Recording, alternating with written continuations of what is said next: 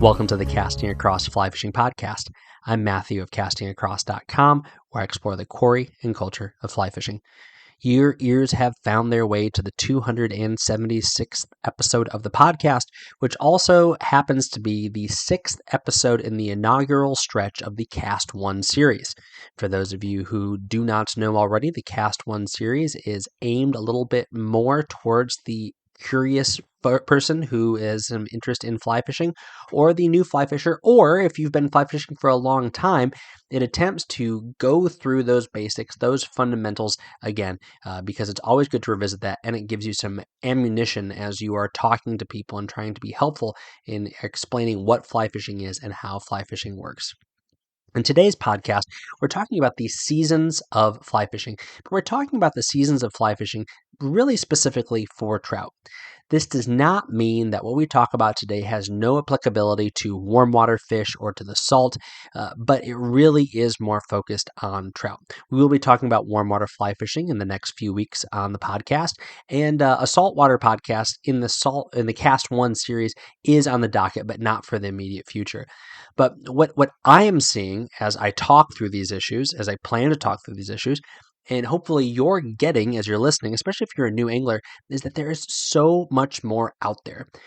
Every one of these topics has the ability to be communicated at a very high level in 25 minutes, I think. But it could also be an entire, one-on-one level course. It could be an entire graduate level course. And what we're talking about today reveals that in a very full measure. Because in talking about the seasons of fly fishing, you could have an entire podcast series on fly fishing in the winter for trout. Certainly springtime and fall and summer as well. And then some of the different environs that I'm going to be talking about all warrant information on their own. And they probably have been treated as such in the back catalog of not only the Casting Across Fly Fishing podcast, but also Casting Across itself. But without further ado, let's dive into it. Now, remember something that I've said, and much wiser men and women have said it before me, but trout are only looking for a few things in their life. They're not looking for meaning. They're not looking for fulfillment. They're looking for food, safety, and a couple times a year, making trout babies. And that's all they are thinking about. And if you consider that two of these are primarily dictated by the calendar. Now, not necessarily the calendar in the sense of, January, February, March, but in the seasonal changes that happen as the calendar rolls on. The spawn is dictated by the life cycle of the fish. And for most trout species, that's going to be either in the springtime or in the fall. We're not going to go too deep into that. Your local population might have different spawning habits than mine. You do find some variation. I'm also not going to tie these things to a month. There was, for example, a brown trout population close to where I used to live in Pennsylvania that would spawn about a month earlier than all the other fish. And so to say, it definitely happens in October, November, that's a bit of a stretch. Or up here, there's some brook trout populations that we've identified in New England that spawn very early. I mean, early September. And so we close those waters down to protect those populations. But you're going to have some variations between, not just between browns, rainbows, brookies, and cutthroats, but even among various strains and populations of those fish. But that is going to be dictated by the calendar. So we'll talk about the spawn a little bit in a moment. But the other aspect of it, so that's the making baby part, right? When it comes to staying safe, there may be seasonal variations regarding predation. So as things begin to wake up, fish behavior might be changed by the fact that in a particular place, whether it be other fish that are piscivorous that are going after those fish, so you might have everything from eels or salmon or whatever coming into the water, or striped bass might be entering the river, and the rainbow trout are then become a food source, and so they really shut down and become very finicky when it comes to eating. But more often than not, predation is not the greatest factor, seasonally speaking, for why fishing changes. But when it comes to eating food, that is the primary dictator of fish behavior, particularly when it comes to angling. And the reason for that is, as that calendar changes, it is indicative of temperature changing. And as that temperature changes, that is what is going to get that very bottom of the food chain, that not even the macroinvertebrates, but the things that the macroinvertebrates eat, plant matter, for example, is going to be coming alive and going to be growing as photosynthesis begins to occur and the seasonal cycles begin to change. The insects respond in turn. The small invertebrates, whether they be fish or amphibians, begin to respond in turn to that, and so on and so forth up the food chain till you get to fish. And you might even say that we're part of that also, because we are much more apt to act to go out and fish as the weather gets warmer. But particularly speaking of fish, of trout, they are going to be more active as the stuff in the water becomes more active, because they are concerned about food. So let's just take it to the winter. So this is being recorded in February. And here in New England, the fishing is relatively slow. And the reason for that is that fish are, with eating being one of their primary things that they're concerned about, they can do the complex equation of how many calories am I going to expend to chase that food down or go hunting for food versus the amount of calories I'm going to take in. Is it worthwhile? The metabolism slows down in the wintertime, and they don't move as much, so they're less likely to chase foodstuffs around. Does that mean that you will never have a fish have a violent strike in the wintertime? No, it just means that it is shooting its shot. It's really going after something because it thinks it's worthwhile, and it's doing that little simple equation in its simple fish brain of how many calories I'm going to take. But by and large, fishing in the wintertime is not going to be a high yield, fast action kind of fishing. There are still fish in the rivers, and they still have to eat. And that means they will still take your artificial flies. But you're going to more likely than not have to put them right in front of their face. It could be a tiny fly. If they don't have to move, they don't mind opening their mouth and chewing. And it could be a big fly, and all the better for them. But there are still plenty of opportunities to fish for trout in the wintertime, assuming A, it's legal where you live. Some places shut down their fisheries in the wintertime. And B, that it is ethical.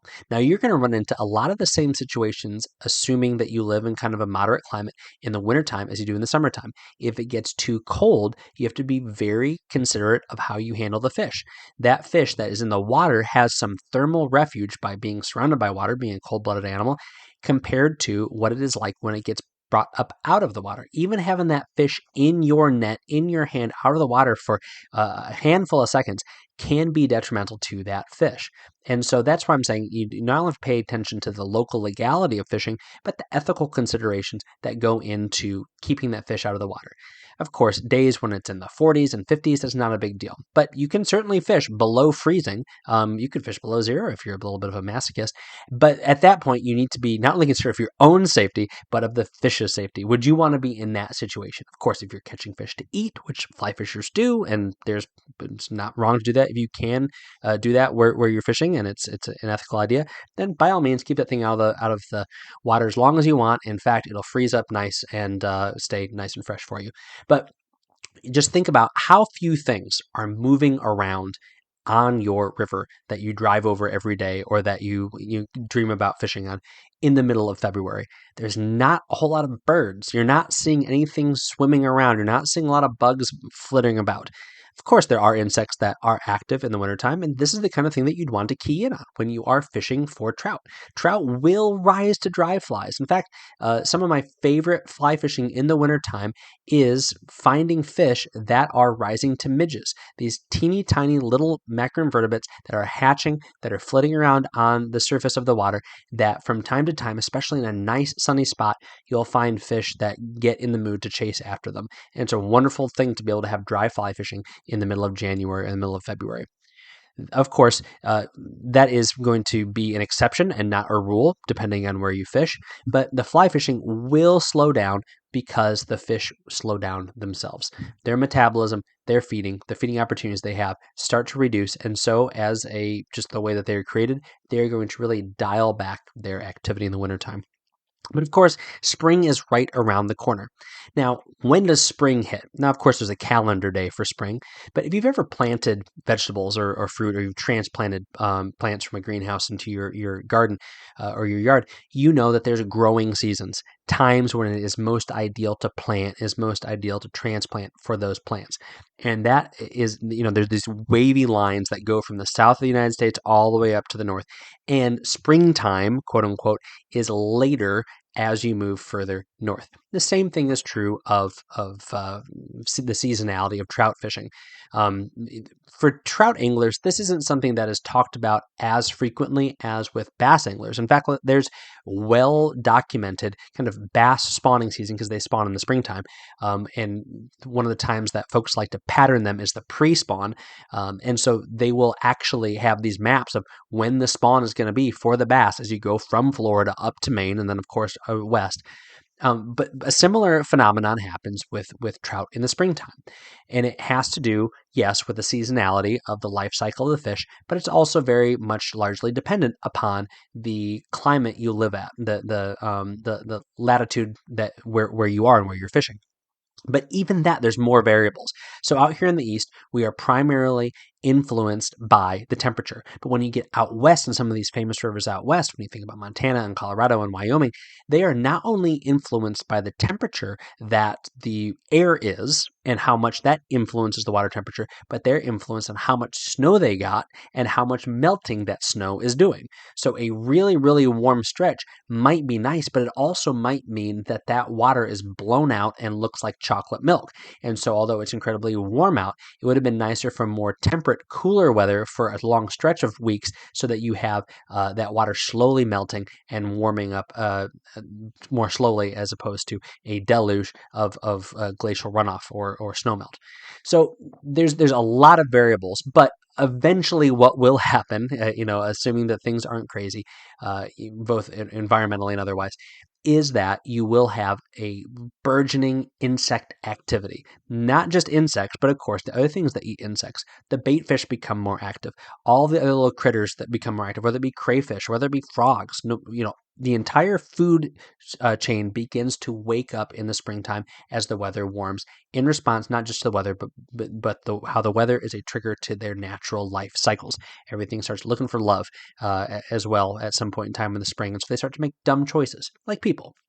But that means that the trout will respond in kind. So that is why springtime for many folks is kind of the apex of trout fishing. So generally speaking, here in New England, you have March, April, May, and then into June is the pinnacle of the hatches. You look at the hatch charts and the majority of those insects, those mayflies, those caddisflies, and even those stoneflies begin to come out in fullness in the springtime. This is where you think about these hatches that look like snowstorms, where there's so many bugs on the water, and because they're available and they're active and the water is beginning to warm up and the fish metabolism is beginning to wake up, they are willing to chase smaller foodstuffs over a greater distance of water, as well as be keyed into those insects as they rise and as they begin to take off. And that's when you have these spectacular opportunities to fish these historic hatches, not just in the Northeast, but across the country. Is there more detail to fishing in the springtime? Absolutely. But this is kind of the focal points that we're hitting, the high notes, if you will, of the winter, the spring. And then as you move into summer, things begin to change. This is where, if you live in certain parts of the parts of the country that maybe fishing really was slow in the winter, it might also be really slow in the summer. The water might incredibly heat up to the point where it is not safe to fish for trout because of the stress that fish go under when they are exerted and the water is already warm. If you're interested, and this is better to read than it is for me to talk about, at the active range and the dangerous range for the different trout species, you can go check it out because it varies from species to species. It also varies to a certain degree from population to population, but by and large, species to species has a comfortable range for them to kind of thrive in and to fish for them in, and then you hit a certain heat point where it becomes very, very dangerous. Their response to stress can actually be fatal to them. And summertime, in places that the water gets really warm, this is the case. Now, that being said, fish will find places to go. They will find spring seeps. They will move up into the headwaters. They will find shady thermal refuge. They'll find all of those things. But there are a lot of places where you just cannot fish for trout in summer because they're not there anymore. And if you do, it's not good for the fish. But in places where you can fish for trout in the summer, the water is nice and cool and it has that good dissolved oxygen level, which again, your regulation book should give you this information, and the fly shops will give you this. They want to be good stewards of the populations of trout that they have in their area. This is where streamer fishing really kicks in. The fish may have this carnivorous streak about them. Not to say that you can't use those in the summer, or excuse me, the spring and the winter, but it's also a time when terrestrials become a very, very important food source. So all of those bugs that you're swatting off of you while you're fishing are also falling into the water. And most of them, whether they be beetles or ants or grasshoppers or crickets, these are the things that trout are absolutely going to love, because although a mayfly and a caddisfly, when it gets to the surface, it has a short window where it is trying to get its wings dry enough to fly. It can then fly away. Most of the bugs I just mentioned aren't going anywhere. I've never seen a beetle fly out of the water. I've never seen an ant fly out of the water. Certainly grasshoppers and crickets can't do this either. So they are kicking around, they are splashing, and they are big, protein-rich, calorie-full food sources for trout. So this is a great thing to fish in the summertime. There will still be lingering macroinvertebrate hatches of mayflies and caddisflies and stoneflies, but the summertime, when I think summer, I think terrestrials. And this is a lot of fun because you can splat these flies down in the water. You think about what does a cricket sound like when you drop it in the water? It's not going to be super delicate. Bigger flies, bigger rods, bigger fish. A lot of fun in the summertime. And then, of course, you move to fall. And fall really rivals springtime as far as how much people enjoy it. When you are fishing pre-spawn, and again, this is talking about the populations of fish, brook trout and brown trout, not so much rainbow trout, at least the populations around here, that are spawning in the fall, they have a pre-spawn behavior. So one quick word on the spawn. It is generally considered not to be ethical to fish for fish while they are spawning. That is an integral period of time when the spawning is occurring, where the female is laying eggs, the male is depositing its milt over top of those eggs, and they are being fertilized, and then the fish are providing some sort of quote unquote parenting of those eggs that are on the nest, those fertilized eggs that are on the nest. Taking the fish away during any one of these parts of this process can be detrimental to those juvenile, or those eggs that are going to be the next year's crop of fish. There's already a high rate of mortality just because of the nature of that version of spawning. They are outside of the fish. They don't have that natural protection of being on the inside of their mother, and so there's a high level of mortality. So to then take away the main source of protection, when the eggs have already been fertilized by that fish that is guarding that nest, that redd, REDD, as it were, is detrimental. And then to harass those fish while they are spawning, you might actually impede that spawning. The female may drop eggs, and then the males may not fertilize them, or vice versa. The males may be fertilizing eggs that have been fertilized a whole bunch already, and because they're being harassed off of the female that has not had a male fertilize her eggs. But all that to say, fishing at those points during the spawn is generally frowned upon. But fishing pre-spawn is not. I mean, when these fish are looking for a place to spawn, they are getting they are filling up and getting that ready to go and spawn. And this happens across the animal kingdom, where you see creatures that they become more aggressive. They begin to eat more because they are going to have a period of time where, in their small microscopic brains, they are going to, microscopic is hyperbole, but you know what I mean. They are only going to focus on spawning. And so they have a period of time where they ramp up their consumption of food, they become more aggressive, and at that time it's generally considered okay to fish. Now, you may have a very strong ethical opinion on this, but usually in the fall, you're going to have fish that are more aggressive, and you're going to have fish that are looking to get a meal, and you're still going to have terrestrials. It's going to be times of the year where the water is warmer and the air is warmer, but your day kind of shrinks down. But you're also going to have more insects that are hatching. This is also a nice last hurrah, not just for those fish before their spawn, but for the anglers before the long, cold winter. And so there's lots of opportunities to get into fish in the fall, and especially if it's pre-spawn, that's when fish begin to really, really be beautiful. And you see them out on the move, looking for opportunities to fill up before their spawn, and then what they know, quote unquote, know as the long coming winter. The same is true post spawn after they are off their reds. But a lot of places will close down fishing, especially places that have imperiled populations. A lot of the historically popular fisheries, they will close down the fishing post spawn to protect the reds from being waded on. So you don't want to wade on the roe, as it were, those juvenile fish, and they're being protected in those rocks. So is that a incredibly cursory, broad, surface level look at those four seasons? Yes. But it kind of gives you an idea of what to expect as you move from the winter to the spring to the summer to the fall. Two caveats, and this warrants an entire podcast on its own, but it's worth mentioning.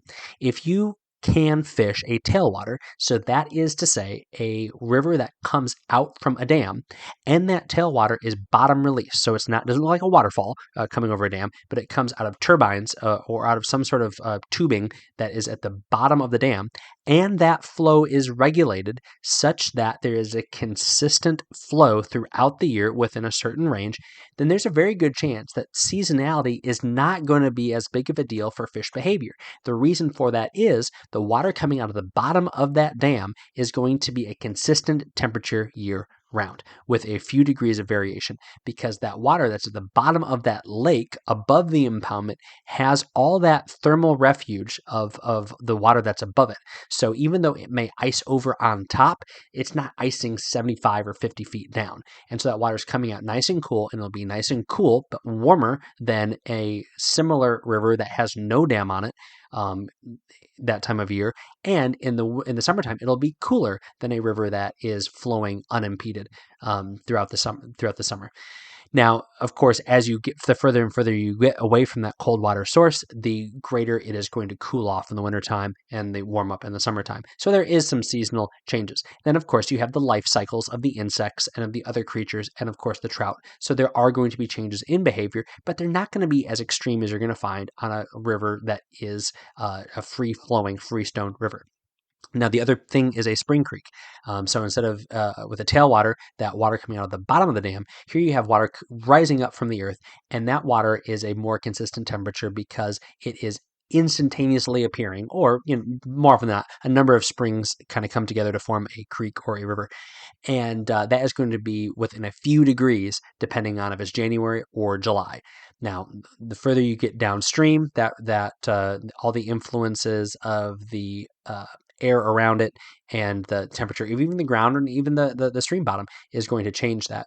But just generally speaking, and there's not hard and fast rules, but a river that might be fishable for a mile in the wintertime and in the summertime might be fishable a mile and a half in the spring and in the fall, because of that the temperatures being a little bit more mild. But you still have that mile of fishable water. And more often than that, it's a lot more than that, 15, 20 miles on some big rivers. But those are the two kind of caveats I wanted to throw out there when it comes to seasonal fishing, that you're going to have a bigger buffer of opportunities to fish if you have a spring creek nearby or if you have a tailwater nearby. And a tailwater doesn't have to be this giant dam like you think of when you think of the popular fisheries in Arkansas or Tennessee or places like that. Sometimes this can be a relatively small dam, but the water it's pulling from in that impoundment is cold enough in the summertime and protected enough in the wintertime to provide good consistent flows, such that there is quality food chains year round for the fishery. All right, so much more could be said, and any fly fishing book, like how-to book, worth its salt, will provide you a lot of the same information I provided and go into greater detail and illustrating some of these concepts that I talked about with good charts about insect hatches, how those go through the seasons, as well as how fish respond to the temperature and the calendar as regards to the spawn. But lots of information there. If you have any particular questions, check out the website, castingacross.com, or drop me an email, matthew@castingacross.com. This week on the website, 2 articles. The first one was a real privilege and a joy to write, and it's called Healing Waters, an Important Fly Fishing Book. So I mentioned this last week as my recommendation. I'd finished it between Friday when the podcast came out and Monday when I wrote this article. And Bo Beasley's interviews with folks that are either volunteers of or more importantly, members of Project Healing Waters participants is just a real important book. And that's why I called it what I called it. It goes to show the power of fly fishing and the potential of the fly fishing community to really have an impact on people's lives in a way that goes beyond recreation and entertainment and keeping us busy. So all I have to say is get this book and read it. If you have a veteran in your life, this would be a great gift, a great encouragement to them, and a portion of the proceeds of each copy of this book go towards Project Healing Waters. Wednesday's article, not nearly as important, River Apollo 7, the 7th installment of a kind of a slow-burning story that I have been working on over the last few months. So it's been a few months since I've popped a installment in, but Wednesday's is about a growing tension within a Trout Unlimited chapter. So that's where you find yourself if you pick up in River Apollo 7. But it would make the most sense to go back to the beginning, wouldn't it? Yes, I agree very much. This week's recommendation is a product I've been using for, I think, about 3 years now, and it's the Corker's Dark Horse Wading Boot. The Corker's Dark Horse Wading Boot. And it's a phenomenally built boot, incredibly supportive. It has the Corker's feature of interchangeable soles. I personally use the plain rubber soles the most, but this time of year when there's ice in random places, I throw on the soles that are kind of like the hex shape studs that really do a good job of gripping. But the reason why I'm recommending the Dark Horse, and you can find this feature in other boots, but I like how the whole package comes together with the particular boot from Corker's, the Dark Horse, is because it uses the BOA closure system. The BOA closure system. So you may be familiar with that if you ski or there's even hiking boots that feature this. But this is kind of the coated steel cable that winds through the eyelets of the shoelaces and then goes into a little mechanism that you can then tighten very easily. I like it when it is cold out. Because it's to tie your shoelaces, and secondly, I like it because it is infinitely adjustable based upon what you're wearing underneath your wader. So you're not going to have a huge variation between wading sock to wading sock. But this time of year, when I'm really got a very full wading booty because I've got a couple of layers of socks on, it's nice to not have to completely unlace my boot and then make it tight. The BOA kind of accommodates that, and you can kind of just dial it up to the point where you need to. So it's super easy to get on and off, and the durability of Corker's is second to none. So I will put a link to the Corker's Dark Horse. They are a more expensive boot, but if you need ease of access, you need stability, and you need comfort, you could do a lot worse than spending a little bit more money on your wading boots with all those categories. Thanks for listening to the Casting Across Fly Fishing podcast. Please subscribe to your favorite podcast app and rate the podcast in iTunes. Then head over to castingacross.com for 3 posts a week on the people, places, and things that go into the pursuit of fish.